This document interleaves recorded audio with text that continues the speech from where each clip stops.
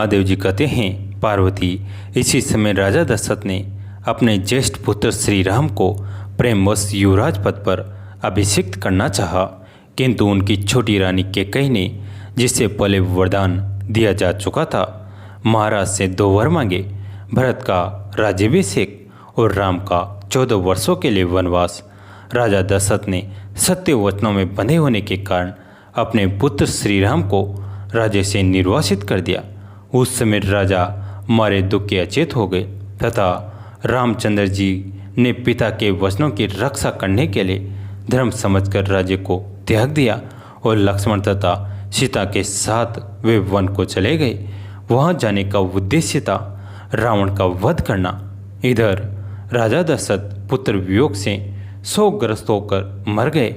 उस समय मंत्रियों ने भरत को राज्य पर बैठाने की चेष्टा की, किंतु धर्मात्मा भरत ने राज्य लेने से इनकार कर दिया।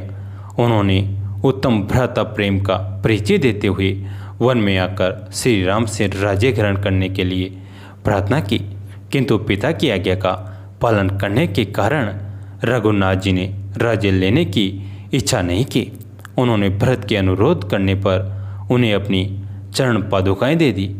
भरत ने भी भक्तिपूर्वक उन्हें स्वीकार किया और उन पादुकाओं को ही राज सिंहासन पर स्थापित करके गंध पुष्प आदि से वे प्रतिदिन उनका पूजन करने लगे। महात्मा रघुनाथ जी के लौटने तक के लिए भरत जी तपस्या करते हुए वहां रहने लगे तथा समस्त पुरवासी भी तब तक के लिए भांति भांति के व्रतों का पालन करने लगे। श्री रघुनाथ जी चित्रकूट पर्वत पर भारद्वाज मुनि के उत्तम आश्रम के निकट मंदाकिनी के किनारे लक्ष्मी स्वरूपा विधेय राजकुमारी सीता के साथ रहने लगे।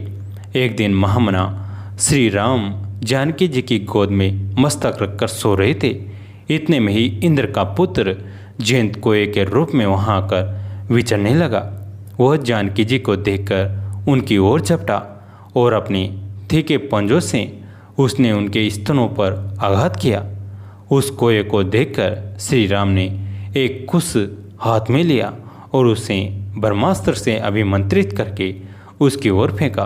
वो तृण प्रज्वलित अग्नि के समान अत्यंत भयंकर हो गया। उससे आग की लपटें निकलने लगी। उसे अपनी ओर आता देख वो कौवा कातर स्वर में काँव काँव करता हुआ भाग चला। श्री राम का छोड़ा हुआ वह भयंकर आंसू कोये का पीछा करने लगा। कौवा भय से पीड़ित हो तीनों लोकों में फिरता घूमता फिरा। वो जहाँ जहाँ शरण लेने के लिए जाता वहीं वहीं वह भयानक अस्त्र तुरंत वहाँ पहुँच जाता। उस कोये को देखकर रुद्र आदि समस्त देवता दानव और मनीषी मुनि यह उत्तर देते कि हम लोग तुम्हारी रक्षा करने में असमर्थ हैं। इसी समय तीनों लोकों के स्वामी भगवान ब्रह्मा ने कहा, कौवा तू भगवान श्री राम की ही शरण में जा। वे करुणा के सागर हैं और सबके रक्षक हैं। उनमें क्षमा करने की शक्ति है। वे बड़े ही दयालु हैं। शरण में आए हुए जीवों की रक्षा करते हैं। वे ही समस्त प्राणियों के ईश्वर हैं। सुशीलता आदि गुणों से संपन्न हैं और समस्त जीव समुदाय के रक्षक पिता माता सुख सका और सुहृद हैं। उन देवेश्वर श्री रघुनाथ जी की ही शरण में जाओ और उनके सिवा और कहीं भी तेरे लिए शरण नहीं है। ब्रह्मा जी के ऐसा कहने पर वह कौवा भय से व्याकुल हो सहसा श्री रघुनाथ जी की शरण में आकर पृथ्वी पर गिर पड़ा। कोये के को प्राण संकटों में पड़ा देख जानकी जी ने बड़ी विनय के साथ अपने स्वामी से कहा, नाथ इसे बचाइए बचाइए। कौवा सामने धरती पर पड़ा था। सीता ने उसके मस्तक को भगवान श्री राम के चरणों में लगा दिया। तब करुणा रूपी अमृत के सागर भगवान श्री राम ने कोये को अपने हाथ से उठाया और दया से द्रवित होकर उसकी रक्षा की। दया निधि श्री रघुनाथ जी ने कोये से कहा, काक डरो मत, मैं तुम्हें अभिधान देता हूँ। अब तुम सुखपूर्वक अपने स्थान को जाओ। तब वह कौवा श्री राम और सीता जी को बारंबार प्रणाम करके रघुनाथ जी के द्वारा सुरक्षित हो शीघ्र ही स्वर्गलोक को चला गया।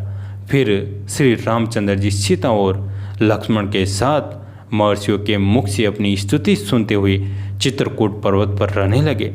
कुछ काल के पश्चात एक दिन श्री रघुनाथ जी अत्रि मुनि के विशाल आश्रम पर गए और उन्हें आया देख मुनि श्रेष्ठ धर्मात्मा अत्रि ने बड़ी प्रसन्नता के साथ आगे जाकर उनकी अगवानी की और सीता सहित श्री रामचंद्र जी को सुंदर आसन पर विराजमान करके उन्हें प्रेमपूर्वक अग्रय पान आचमनी भांति भांति के वस्त्र मधुपर्क और आभूषण आदि समर्पण किए। मुनि की पत्नी अनुसुईया देवी ने भी प्रसन्नतापूर्वक सीता को परम उत्तम दिव्य वस्त्र और चमकीले आभूषण भेंट किए। फिर दिव्य अन्न पान और भक्ष्य भोजे आदि के द्वारा मुनि ने तीनों को भोजन कराया। मुनि के द्वारा प्राभक्ति से पूजित होकर लक्ष्मण सहित श्री राम वहाँ बड़ी प्रसन्नता के साथ एक दिन रहे। सवेरे उठकर उन्होंने महामुनि से विदा मांगी और उन्हें प्रणाम करके वे जाने को तैयार हुए। मुनि ने आज्ञा दे दी। तब कमलनयन श्री राम महर्षियों से भरे हुए दंडक वन में गए।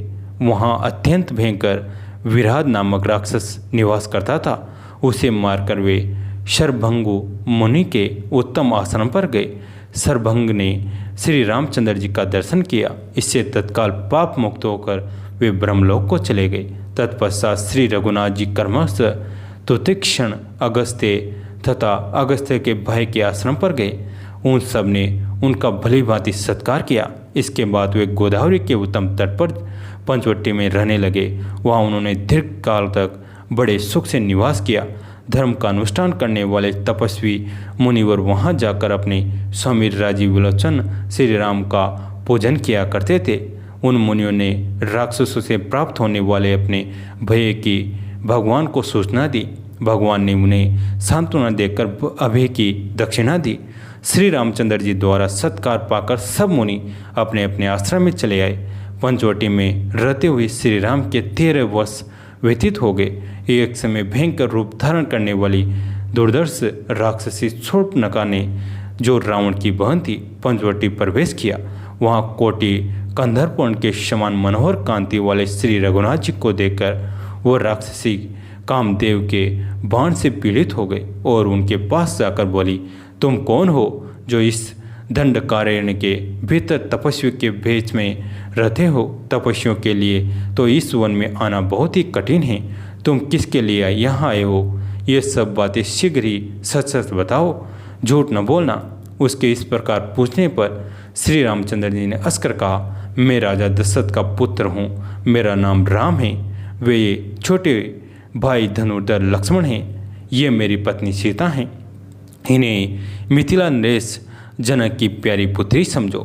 मैं पिता के आदेश का पालन करने के लिए इस वन में आया हूँ। हम तीनों महर्षियों का हित करने की इच्छा से इस महान वन में विचरते हैं। सुंदरी, तुम मेरे आश्रम पर किस लिए आई हो? तुम कौन हो और किस कुल से उत्पन्न हुई हो? ये सारी बातें सच सच बताओ। मित्रों, आगे का भाग अगली कथा में कैसी लगी ये कमेंट में ज़रूर बताएं और इसे लाइक करके अपने दोस्तों और फैमिली के साथ शेयर जरूर करें। अगर आपको ऐसी धार्मिक कहानियाँ सुनना पसंद है तो हमारे चैनल को सब्सक्राइब जरूर करें।